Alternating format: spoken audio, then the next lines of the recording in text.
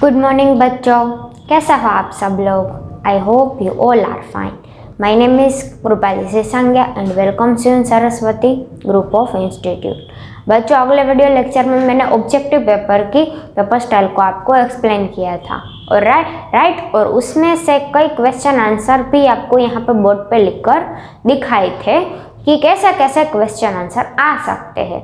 Right, तो आपके 40 marks की एग्जाम होगी वो तो आपको पता ही है, पर उसके 2 पार्ट्स हो गए। ऑब्जेक्टिव जो हमने अगले सेशन में कर लिया और सब्जेक्टिव जो हम इस सेशन में करने वाले हैं। राइट, सब्जेक्टिव पेपर में क्या होगा, आपको रिटन टेस्ट देनी होगी। राइट, रिटन टेस्ट में क्या करना होगा, आपको यहाँ से क्वेश्चन पेपर हार्ड कॉपी में मिल जाएगा, उसको आपको घर पर से ही फिलअप करके यहाँ पर सबमिट करवाना होगा और उसके 20 मार्क्स हो गए। राइट, तो उसमें क्या क्या पूछा जाएगा, कौन कौन से चैप्टर हो गए, राइट, वो मैं आज आपको बताने वाली हूँ। आपको सब्जेक्टिव का पेपर भी 20 मार्क्स का होगा, वो तो बात पता चल गई। राइट, फिर सिलेबस दिया गया है, तो सिलेबस जो ऑब्जेक्टिव में था वही सिलेबस सब्जेक्टिव में भी वही सिलेबस रहेगा, वो बात तो पहले ही मैंने बता दी थी। चैप्टर नंबर 7, 8, 9, 10, 11 टोटल 5 चैप्टर आपको पूछे जाएंगे। दोनों एग्जाम में सेम ही चैप्टर रहेंगे। राइट, 2 चैप्टर तो आप लोगों ने अपनी फर्स्ट एग्जाम जो थी फर्स्ट सेम की उसमें आप लोगों ने कर ही लिए थे। चैप्टर नंबर 7 और 8 तो आप कर ही चुके हैं, पर अब चैप्टर नंबर 11 तक आपको करना है, यानी कि 3 नए चैप्टर आ गए हैं। चैप्टर नंबर 9, 10 और 11 उन चैप्टर्स का आप लोगों ने रिवीजन थोड़ा कम किया होगा, तो उसका भी रिवीजन हो जाएगा। राइट, तो आपको ये भी पता है कि आपकी हिंदी की एग्ज़ाम 23 जनवरी को है। राइट, तो मैं आपको पेपर स्टाइल एक्सप्लेन कर देती हूँ। 20 मार्क्स का पेपर होगा। राइट, उसमें आपको रिटन टेस्ट देनी है। कौन कौन से क्वेश्चन होंगे, तो क्वेश्चन नंबर 1 उसमें क्वेश्चन आंसर लिखने होंगे आपको। राइट, क्वेश्चन आंसर मतलब के તમારે આમાં કોઈ વિકલ્પ નહીં આપેલા હોય, તમારે એના આન્સર જાતે જ લખવાના રહેશે વગર ક્યાંય જોઈએ। રાઈટ, આમાં કોઈ ઓપ્શન આપેલા જ નહીં હોય, તમે તમારી જાતે જ આના ક્વેશ્ચન આન્સર લખશો અને આના 4 માર્ક્સ હશે। રાઈટ, એટલે એક ક્વેશ્ચનનો 1 માર્ક। રાઈટ, પછી બીજું છે question number 2A। Question number 2A માં છે વિલોમ શબ્દ, એના 2 માર્ક્સ। વિલોમ શબ્દ મતલબ કે બિલકુલ ઓપોઝિટ અર્થ બતાવતા હોય એવા શબ્દો। રાઈટ, એવા વિલોમ શબ્દના માર્ક હશે 2। બાળકો, આ વિલોમ શબ્દ ને આ બધું તમારી ટેક્સ્ટ બુકમાં બધું આપેલું જ છે। રાઈટ, અને એનાથી પણ એડિશનલ વધારે જોઈતું હોય તો તમારી વર્કબુકમાં આપેલું છે, તો તમારે આ 2 જ બુક્સને ફોલો કરવાની રહેશે, એક તો ટેક્સ્ટ બુક અને એક તો વર્કબુક।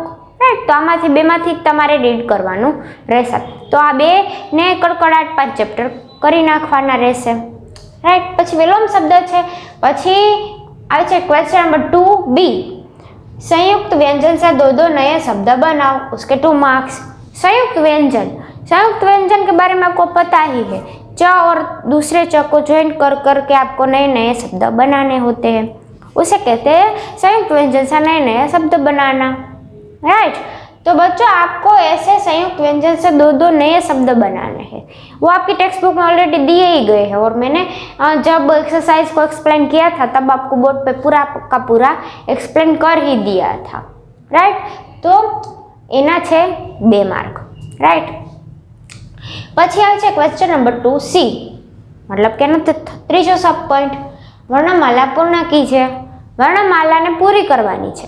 વર્ણમાલા मतलब કે કક્કો આપેલો હોય અથવા તો સ્વર પણ મેં આપેલા હોઈ શકે છે, તો તમારે શું કરવાનું હોય છે, એક લખી દીધું હોય, મેં ક લખી દીધું હોય, તો તમારે જ્યાં સુધી જેટલી બ્લેન્ક્સ આપેલી હોય એટલા એના પછીના વ્યંજન લખવાના રહેશે। રાઈટ, એની સિક્વન્સ જળવાવી બહુ જ જરૂરી છે। સિક્વન્સ मतलब કે એનો ક્રમ ન ફરવા જોઈએ, જેમ કે ક પછી ખ જ આવે છે તો ખ જ લખવાનું, તમને યાદ આવે એ નથી લખવાનું। રાઈટ, હવે આપણે 3rd સ્ટાન્ડર્ડમાં આવી ગયા હોય તો આપણને વર્ણમાળા તો આવડે જ। રાઈટ, તો વર્ણમાળાને પૂરી કરવાની છે, એના છે 2 માર્ક। પછી ક્વેશ્ચન નંબર 3 એનો A, વર્ગીકૃત कीजिए, मतलब કે તમારે વર્ગીકરણ કરવાનું છે। વર્ગીકરણ કરવાનું मतलब કે એમાં શું કરવાનું હોય, તો સપોઝ હું તમને ઉદાહરણ આપું કે મેં ઘણા બધા નામ આપેલા હોય અને એમ કીધું હોય કે તમે આમાંથી શાકભાજીને પણ અલગ કરો અને આમાંથી ફ્રૂટ્સને પણ અલગ કરો, તો તમારે પહેલાં વિચારવાનું કે શાકભાજી કોને કહેવાય અને ફ્રૂટ્સ કોને કહેવાય, રાઈટ?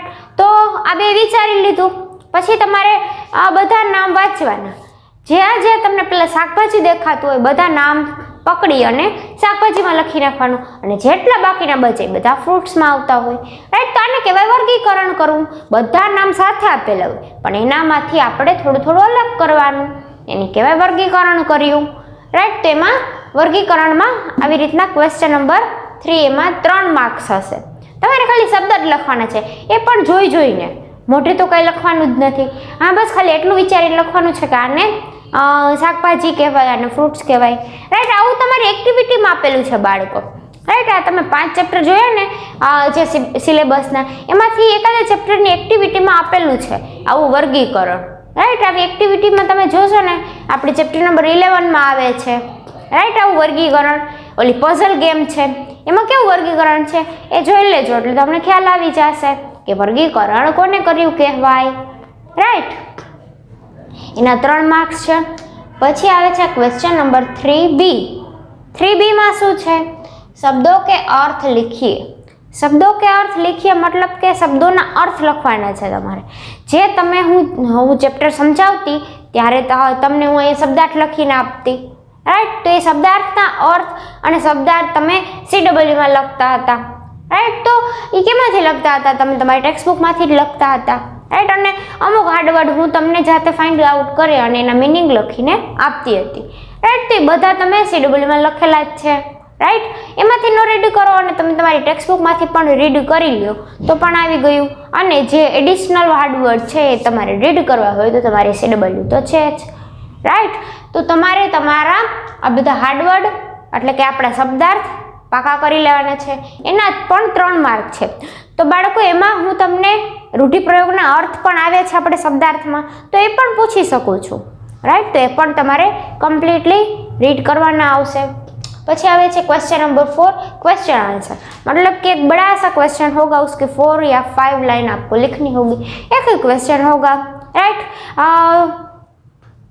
जैसे कि हमारे चैप्टर नंबर 7 हमारा राष्ट्रीय पक्षी मोर, तो मैं आपको पूछ सकती हूँ कि मोर की क्या क्या विशेषताएं हैं. तो आपको लिखना होगा कि मोर सबसे सुंदर पक्षी है. एक लाइन हो गई, राइट? फिर दूसरी लाइन आप ये भी लिख सकते हो कि मोर जो होता है वो सबका शत्रु होता है. फिर तीसरी लाइन ये भी लिख सकते हो कि मोर है वो एक उपकारी जीव है, राइट? ऐसे मोर की जो सारी विशेषताएं है जो आप लोगों को मैंने समझाई है वो सारी की सारी आपको एक ही क्वेश्चन में लिख देनी होगी 4 या 5 लाइन में, और उसके मार्क्स हो गए 4, राइट? तो ऐसा नहीं कि छोटे छोटे सेंटेंस बनाना है आपको, राइट? मैं सेंटेंस को भी पढ़ूंगी और सेंटेंस में क्या लिखा है उसको भी देखूंगी, राइट? उसके अनुसार आपको मार्क्स मिलेंगे. ऐसा नहीं कि 4 लिखा है तो 4 मार्क्स मिल ही जाएंगे. 4 लिखे हैं पर कितने सच्चे और कितने अच्छे लिखे हैं वो मैं देखूंगी, राइट? तो क्वेश्चन आंसर है एक ही लिखना है पर उसके 4 मार्क्स आपको मिलने वाले हैं, राइट? तो ऐसा नहीं कि मोर वाला चैप्टर में से पूछूंगी. चैप्टर नंबर 7 to 11 कोई में से भी पूछ सकती हूँ, आप लोग पढ़ लेना. इसमें से जो बड़ा क्वेश्चन आपको लग रहा है वो बड़े क्वेश्चन में आ जाएगा. तो क्वेश्चन आंसर का 4 मार्क्स, टोटल 20 मार्क्स की हमारी पेपर स्टाइल है और टोटल 20 मार्क्स का हमारा पेपर होगा. आपको उसमें से रीड करना होगा, राइट? तो अब हम क्वेश्चन नंबर 1 देखते हैं. क्वेश्चन नंबर 1 मैं यहाँ पर आपको 2 क्वेश्चन लिखकर एक्सप्लेन करूँगी, राइट? आपको क्वेश्चन आंसर ऐसे दिए गए होंगे आपके क्वेश्चन पेपर में, राइट? तो आपको क्या करना है, इस क्वेश्चन आंसर को पहले पढ़ना है, राइट? मैं ऐसा नहीं कह रही हूँ कि यही क्वेश्चन आंसर आपको क्वेश्चन पेपर में दिखाई देंगे, राइट? ऐसे क्वेश्चन आंसर ही होंगे ऐसी बात नहीं है. इस प्रकार के हो सकते हैं. आपको कैसे लिखना है, क्योंकि आप लोग तो रिटर्न टेस्ट इस साल में पहली बार दे रहे हो, राइट? रिटर्न टेस्ट आपकी पहली ही बार आ रही है, इसलिए मैं आपको बता देती हूँ कि किस प्रकार आपको लिखना है. हमारा राष्ट्रीय पक्षी कौन है, राइट। ऐसा क्वेश्चन आपको दिखाई दे तो आपको क्या करना है, सिर्फ मोर ही नहीं लिख देना है, वो तो एक शब्द में आंसर हुआ, आपको पूरे सेंटेंस में उसका आंसर लिखना है, राइट। कि हमारा राष्ट्रीय पक्षी मोर है, तो इसको कैसे लिखना है, हमारा राष्ट्रीय पक्षी इतना तो दिया ही गया है, राइट। यहाँ कौन है, वहां पर मोर लिख देना है, और है तो दिया ही गया है, तो पूरा का पूरा क्वेश्चन में ही पूरा आंसर मिल जाएगा। आपको आंसर तो मालूम ही है कि मोर आएगा, राइट। तो आपको इस प्रकार लिखना है कि हमारा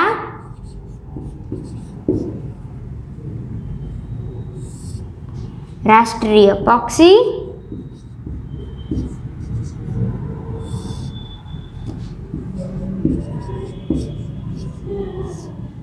मोर है, राइट। यहाँ पे क्वेश्चन मार्क दिया गया है आपके क्वेश्चन पेपर में, राइट। तो आपको यहाँ पर फुल स्टॉप करना कंपलसरी है, ये हिंदी का फुल स्टॉप है। आज जैसे गुजराती में ऐसा फुल स्टॉप करते हो ना डॉट वाला, तो हिंदी में भी ये फुल स्टॉप करना कंपलसरी है, राइट। तो ये आपका पूरा का पूरा आंसर हुआ कि हमारा राष्ट्रीय पक्षी मोर है, राइट। तो इस प्रकार आपको इसके आंसर लिखने हैं। फिर दूसरा देखते हैं, विजय पाल की बड़ी बेटी दिव्या का विवाह किससे तय हुआ। बड़ी बेटी यानी कि दिव्या, दिव्या का विवाह किशन ने किसके साथ तय किया था, दिव्या का विवाह विजय पाल ने किससे तय किया था। तो इसका आंसर भी आपको क्वेश्चन में ही मिल जाएगा कि विजय पाल की बड़ी बेटी दिव्या का विवाह किससे, मतलब કે આ ક્વેશ્ચન પૂછેલો છે તો આપણે આ કિસેની જગ્યાએ આપણે કિશન લખવાનું છે, બાકી આખે આખો ક્વેશ્ચન સામ જ છે। તો બાળકો આવી રીતે વાક્યમાં લખો તો સારું રહે ને, તમે એક શબ્દમાં લખી નાખશો તો એ તો અડધું જ આન્સર થયો કહેવાય, રાઈટ। વિજય પાલ की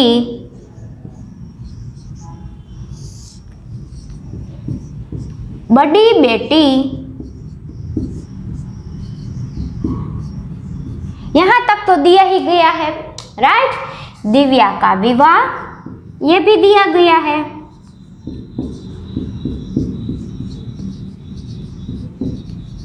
किससे तय हुआ, यहां पर किससे तय हुआ ने वहां पे आपको लिखना है किसान से तय हुआ, राइट। बड़ी बेटी यानी कि दिव्या, तो दिव्या का विवाह किसान से तय हुआ,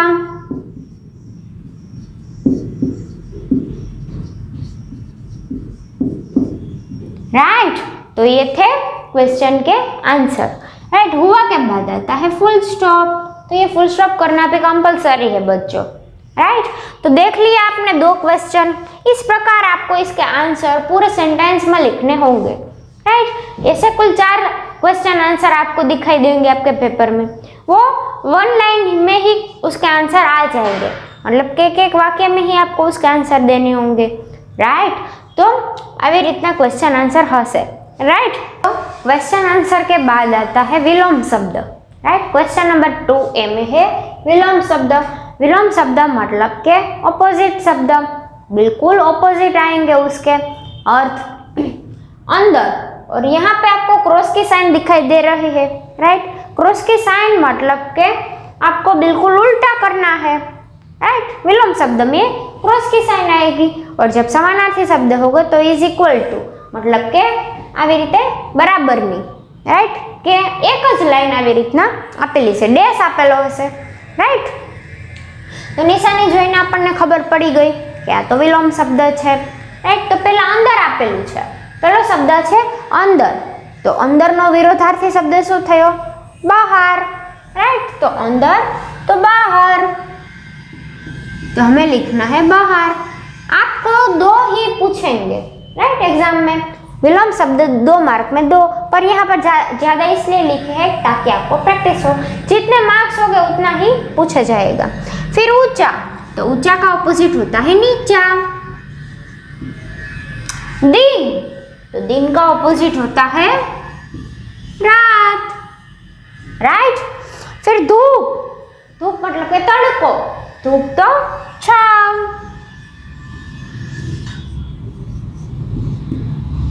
राइट। तो ऐसे विलोम शब्द आपको एग्जाम में पूछ सकते हैं। फिर दिया गया है क्वेश्चन नंबर 2B, संयुक्त व्यंजन से नए शब्द बनाओ, उसके 2 मार्क्स दिए गए हैं। तो उसमें क्या करना है, यहाँ पे संयुक्त व्यंजन दिए गए हैं। देखो यहाँ पर सब जगह पर दो दो व्यंजन आपको दिखाई दे रहे हैं, पर दोनों साथ में जुड़े हुए हैं। राइट, जुड़े हुए हैं मतलब कि दोनों संयुक्त है। तो उस व्यंजन इस दो संयुक्त व्यंजन से हमें दो नए शब्द बनाने। किस प्रकार बनाने हैं कि वो व्यंजन उस शब्द में आ जाए। उसी प्रकार हमें दो दो नए व्यंजन, नए नए शब्द बनाने हैं। राइट, पहले दिए गए हैं प और य, प्या दिया गया है, तो उससे कौन कौन सा शब्द होता है शुरू? एक तो होता है प्यास, प्यास मतलब के तरस। तो देखो उसमें आ जाता है प और य, दोनों आ गया। राइट, तो ये सही हुआ। फिर दूसरा शब्द प्यार, तो प्यार में भी प और य दोनों आ ही जाते हैं। राइट, तो दोनों आ जाए ऐसे वर्ड बनाने हैं, और जो वर्ड बन रहा हो उसका कोई मीनिंग निकलना चाहिए। राइट, मैंने ऑलरेडी आपको ये सब एक्सप्लेन कर दिया है। फिर दिया गया है दूसरा द्य, द्य मतलब कि उसमें भी द प्लस य। राइट, तो हमें उसको कैसे लिखना है? ध्यान। देखो इसमें ध है पर हम उसको पढ़ते हैं तो द हो जाता है उसका उच्चारण। राइट, ध्यान। फिर अध्यापिका। फिर आपको ये पढ़कर भी देख लेना है कि इसमें आप जो लिख रहे हो वो संयुक्त व्यंजन में आता है कि नहीं आता है। राइट, तो वो संयुक्त व्यंजन में आ जाना चाहिए। राइट, फिर आता है डबल च, च और च, तो उससे बनता है, इसलिए बनेगा कच्चा। तो देखो उसमें भी डबल च का उपयोग होता है। फिर सच्चा,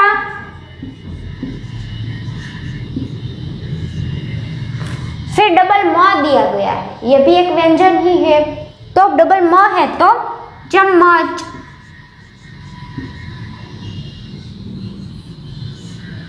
फिर गम्मत। राइट, तो ये सारे के सारे शब्द में ये संयुक्त व्यंजन का उपयोग होता है। ऑलरेडी हमें टेक्स्ट बुक में दिए गए हैं। राइट, वो अनुनासिक और अनुस्वार वाले भी आप रीड कर ही लेना। राइट, उसी में से भी आ सकते हैं। राइट, तो ये थे क्वेश्चन नंबर 2A और 2B। राइट, हमने ये क्वेश्चन नंबर 2AB देख लिए। अब हम C देखेंगे। आता है क्वेश्चन नंबर 2C। हमने 2AB क्वेश्चन नंबर 1, 2A और 2B देख लिया है। अब आता है वर्णमाला को पूरी कीजिए। वर्णमाला मतलब के हम जो व्यंजन सीख चुके हैं उसको कहते हैं वर्णम। राइट, तो यहाँ पर आप देख रहे हो कि च वर्ग, ट वर्ग, ये क्या है? राइट, वो तो मैंने आपको बता ही दिया था कि वर्ग मतलब कि उसकी सीरीज में कितने च मतलब कि 1, 2, 3, 4 और 5, ये 5 का समूह होता है। 5 के समूह होते हैं। उस समूह में कितने व्यंजन आते हैं तो उसकी सीक्वेंस तय ही होती है। च के बाद छ आता है, छ के बाद ज आता है, ज के बाद ज आता है और ज के बाद ज आता है। राइट, तो हमें क्या करना है? च के बाद यहाँ पे ब्लैंक प्लेस दी गई होगी तो वहाँ पे छ लिख देना है। राइट, यहाँ पे ना दी हो, छ लिखा गया हो तो बाजू में ब्लैंक की गई होगी तो आपको ज लिख देना है, पर ज तो दिया ही गया है, फिर ज लिख देना है। और ये जो स्पेशल कैरेक्टर यानी कि ज वो तो दिया ही गया है तो वो हमें नहीं लिखना है। राइट, फिर ट दिया गया है तो ट वर्ग में कौन कौन से वर्ण आते हैं? तो ट वर्ग में ट, फिर ठ, फिर ड, फिर ट। तो कोड देखोगे तो आपको समझ में आ जाएगा। तो ऐसे क्वेश्चन के मार्क है 2 ही दिए गए होंगे, 2 के 2 मार्क है। राइट, आपको पूरा का पूरा व्यंजन आपको आना ही चाहिए। राइट, फिर आता है वर्गीकृत कीजिए। वर्गीकृत कीजिए, उसके 3 मार्क्स है। उसमें क्या करना है? इस प्रकार 2 पार्ट दिए गए होंगे, फल, सब्जी और फल। ये तो एग्जाम्पल दे रही हूँ, आपको किसी भी प्रकार के 2 प्रकार के करण के लिए 2 पार्ट दिए गए होंगे, आपको सारे शब्दों को छांटना होगा। तो किस प्रकार ऐसे शब्द सारे मिक्स में दिए गए होंगे, पर उनमें से अलग अलग विभाग के शब्द आपको निकालने हैं। केला दिया गया है, तो केला है वो सब्जी है कि फल है? तो सबको पता है कि केला है वो फल है, तो केला फल में आएगा। फिर केला आ गया तो केला को टिक कर देना है। इस प्रकार करने से बच्चों आप सारे के सारे शब्द मैच नहीं हो जाएंगे, सारा मैचअप नहीं हो जाएगा, इसलिए आपको जो आ जाता है उसको टिक कर देना। फिर मिर्ची है, तो मिर्ची सब्जी में आती है, तो यहाँ पे लिखना है कि मिर्ची, राइट, और यहाँ पे लिखना है केला, राइट। मिर्ची भी आ गई तो मिर्ची को टिक कर देना है। फिर तरबूज, तरबूज सब्जी है कि फल है? तरबूज तो फल है, तो तरबूज को यहाँ लिखना है, फिर तरबूज टिक कर देना है। फिर आम, आम है फल है कि सब्जी है? तो आम है वो भी फल है, तो आम भी यहाँ पर आएगा और आम को टिक कर देना है, राइट। इस प्रकार करोगे तो वर्गीकरण करना बहुत ही आसान हो जाएगा, राइट। हमारे चैप्टर नंबर 11 वो मांसाहारी जीव और शाकाहारी जीव, उनका वर्गीकरण दिया गया है वो पजल के स्वरूप में, तो आप लोग एक बार उसको भी देख लेना ताकि आपको समझ में आ जाए, राइट। फिर करेला है, तो वो सब्जी है कि फल है? तो वो सब्जी है, तो करेला इसमें आएगा और करेला को भी टिक कर देना है। फिर गोभी, तो गोभी भी सब्जी ही है, तो उसको भी टिक करना है। फिर लौकी, तो वो भी सब्जी में आता है। फिर आलू, तो आलू भी सब्जी में ही आता है, राइट, तो इन दोनों को टिक कर देना है। फिर नारंगी, पपीता दोनों फल हैं, तो दोनों फल में लिख देने हैं। और टमाटर, तो टमाटर सब्जी में आता है, तो टमाटर टिक कर देना है। 1 2 3 4 5 6 कुल 6 शब्द है ऐसे जो सब्जी में आते हैं, और बाकी के जो शब्द बचते हैं 1 2 3 4 5 वो फल है, तो वो फल में आ जाते हैं। तो बच्चों इस प्रकार वर्गीकरण करोगे तो बहुत ही आसान रहेगा और आपका कोई शब्द छूट भी नहीं जाएगा, राइट। तो इस प्रकार आपको वर्गीकरण करना है, राइट। तो ये था हमारा क्वेश्चन नंबर 3A।